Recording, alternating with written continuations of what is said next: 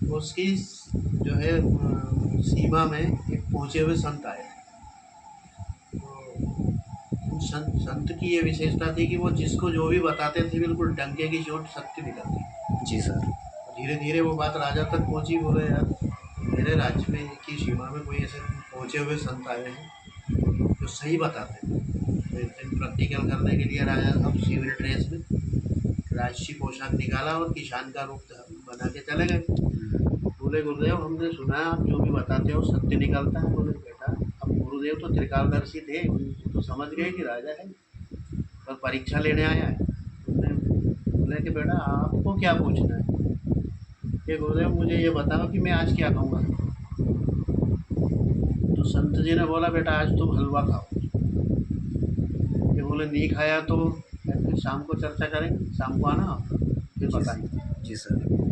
तो राजा ने सोचा कि आज इसको झूठा करना ही है साबित। तो घर पे गया तो खुशबू आ रही थी। रानी से पूछा क्या बन रहा है आज। तो बोले आज तो हलवा बन रहा है। तो उन्होंने बोला कि मेरे को आज उपवास है, मुझे कुछ खाना नहीं है और मैं जा रहा हूँ थोड़ा काम से बाहर। जी सर। और निकल गए घर से, कुछ भी नहीं खाया। जंगल में 5-10 किलोमीटर अंदर जाके और एक नदी किनारे पेड़ की छाँव में बैठ गए कि अब मैं शाम तक यहाँ से कहीं नहीं जा रहा हूँ और बाबा के पास शाम को जाऊँगा और उससे बोलूँगा कि कहाँ खाया मैंने हलवा। तो होता क्या है कि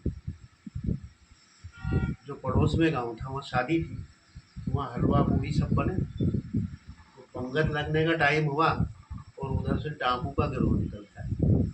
तो घोड़े पे डाकू थे, काले कपड़े बंधे हुए, सब पे बंदूक था। तो घराती बाराती सब बेचारे सामान छोड़ के, जान बची लाखों पाए सारे भग गए। जी सर। डाकुओं ने पूछा कि सरदार से कि सरदार कर लेते हैं यार, भूखे हैं, रोटी भोजन कर ले, गरम गरम है।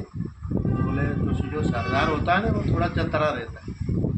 सरदार ने बोला, बोले नहीं नहीं, ये हमें गिरफ्तार करने का षड्यंत्र भी हो सकता है, इसमें कोई नशीली चीज़ डाली गई हो और हम सब गिरफ्तार हो सकते हैं। जी। तो फिर क्या करें।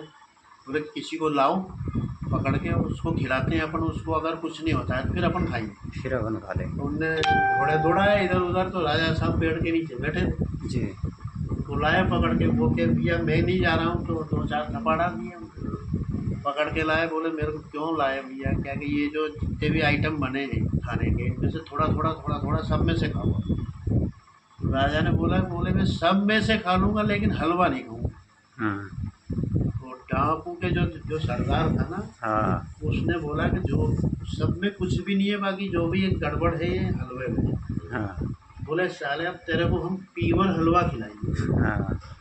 और कुछ नहीं। तो कह मेरे को नहीं खाना। उसने भी मारना शुरू कर दिया कि भैया मत मार यार, मैं खा लूँगा। उनने पेट भर के हलवा खाया, फिर सारे डाकुओं ने भी खा लिया। शाम को जब बाबा के पास पहुँचे राजा साहब, तो गुरुजी दूर से ही देख के मुस्कुरा दिए। क्या कि बेटा अगर मेरी बात पे डाउट नहीं करते तो बढ़िया से रानी पंखा हलाती और आप घर पे बैठ के हलवा खाते, लेकिन जूते खा के खाया पर खाना तो खाया तुमने। पड़ा। तो आज हम ये फ्री में जो प्लान करते हैं कि नहीं, तो समझ में नहीं। एक दिन जब प्रकृति की मार पड़ेगी, जूता जो महंगाई का हमारे खोपड़ी में आएगा, तब समझ में आएगा कि मुझे कर लेता उस टाइम पे, तो आज मैं भी अच्छी कंडीशन में। अच्छे कंडीशन में। जी सर, गुड। बहुत ही अच्छा, शानदार सर।